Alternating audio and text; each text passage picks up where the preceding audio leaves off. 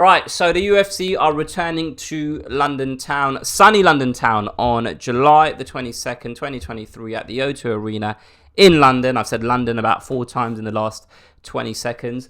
It's a fight night event headlined by our very own Tommy Aspinall, who will be facing Marcin Tybura. But I tell you what, man, the UFC are taking the absolute biscuit with these prices. Let's talk about it before we do. My name's Rahul J. Cham. This is the Battle Camp.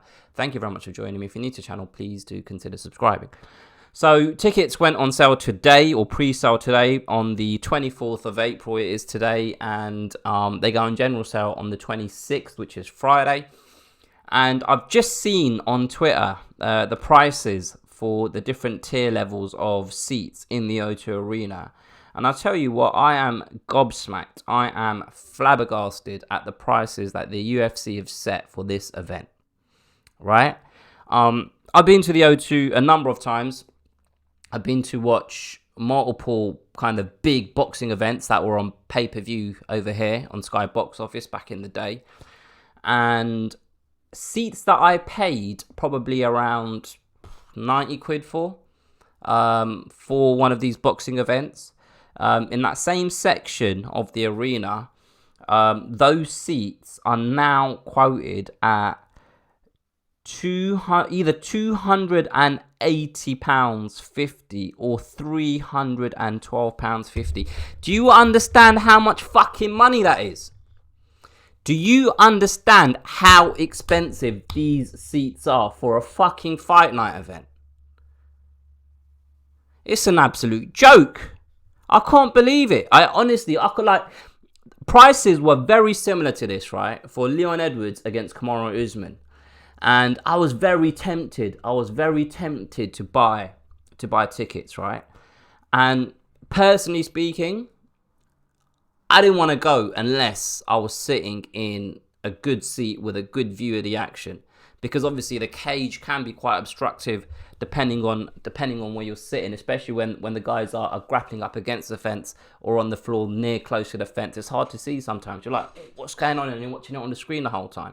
I thought to myself, if I'm going to go to the O2 to watch Leon Edwards against Kamaru Usman, I'm going to pay the money for a good seat. And I'm going to watch all of it with unrestricted views, right? And the kind of seats that I wanted to get, I was very tempted to pay the 800 quid that the UFC wanted for the privilege of watching this event live and in person. I was very tempted. I nearly did it. I nearly paid £800 to go and watch it all on my own. No friends. I was just going to go to the other side of London on the tube, have a couple of cans on the tube, maybe have a couple of beers before I go in the arena, and then sit there like a grown adult and watch and enjoy the fights. But then I just couldn't justify it to myself. I thought to myself, like 800 quid, you can go on holiday for that. You can go on holiday, you can pay for travel accommodation, and you'll have money left over to spend out there. So I didn't go. I watched it at home and I had a good time and I enjoyed the fights, and Leon Edwards won, and all's well that ends well, right? I was tempted, look, because I haven't been lucky enough to actually watch one of these events that have happened in the UK over the last year, over the last 14, 15, 16 months, because it all started back in March, right? It all started back in March 2022 when the UFC made the long-awaited return. Tickets were like gold dust. They were reasonably priced. The whole arena was electric. The fights were crazy. Dana White was gushing in the post-fight press conference. I believe that might be one of the events where he like gave all the winners a bonus, and he was like, "Oh, we'll be back." They shoehorned another event in the summer of 2022 in the UK. They obviously came back for the Leon Edwards Kamaru Usman card, and now they're back again, July. And like at the time, Dana White made it seem like, you know what? To be fair, at the time it might have been the case. It might have been him enjoying the atmosphere and just the ambiance of being in London and the experience around the British culture when it comes to fans at fight events, combat sport events. And he might have thought, I need to inject it in my veins. I need to be back, right? But when they came back with the silly pricing. They came back with a silly pricing, right? And they've maintained that silly pricing. It's extortionate. It's extortionate. So now when they talk about, oh yeah, you know, oh, the British fight fans, man, I'm telling everybody, if you have the chance to come to O2, the O2 Arena in London and watch a live fight, you gotta take it, man. There's nothing like it. Well, there's nothing like it because he looks at that revenue from them ticket sales and he thinks, oh, we gotta come back, man. We gotta come back after Utah, Salt Lake City. Do you know what I mean? Because they're making a killing over here. They're making an absolute killing. I thought to myself, right, I thought the secondary market was killing our people. Because the first event, like I said, when they came back, well, not the first event, the time they came here in March 2022, tickets were semi-reasonable price, right? And they probably saw the action on the secondary market. All these touts buying these tickets up, selling them on the secondary market for 4, 5, 6 times face value. And they probably saw, bloody hell, there is a big demand over here in the UK. So they came back and kind of got closer to the prices that they saw being quoted on the secondary market, and the event sold out. They came back with extortionate pricing for the Leon Edwards card, and people paid it because it's a pay-per-view. There's a title on the line. He's one of our own. All of that stuff. But now, it's inexcusable. This sort of pricing for this card is absolutely inexcusable.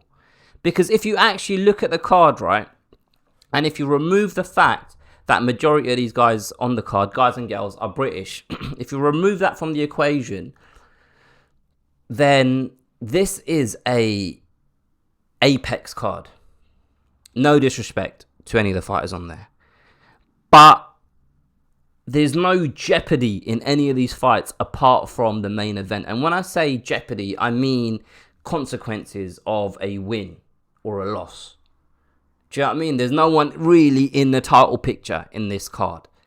It's just they've just chucked as many British people as they can to try and generate that atmosphere because they know the crowd are going to be behind the Brits.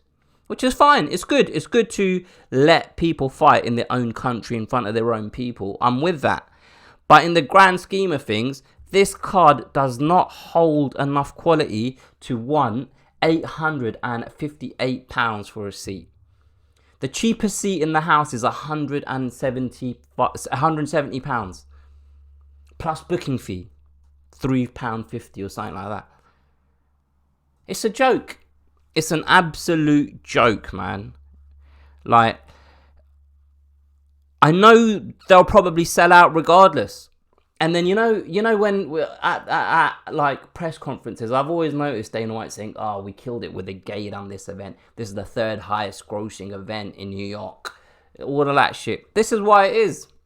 It's because they're ripping us off. They're ripping us off with no remorse and no regrets. So I will be either at home or in the pub watching this on the television, because sometimes you just got to put your fucking foot down and not be mugged off. And that's something I like. It's a shame because I thought that, this card isn't that great. It might be one that you might be able to get a ticket for. But not at those prices. Not at these prices. Let me know what you guys think. If you're from the UK, let me know what you think about the pricing on these tickets. It's a fucking cost of living crisis. Anyway, I'm a bit annoyed, as you can tell. But yeah, leave your comments below. If you liked the video, please do subscribe. Share it with a friend if you've enjoyed it. I'll catch you guys on the next one.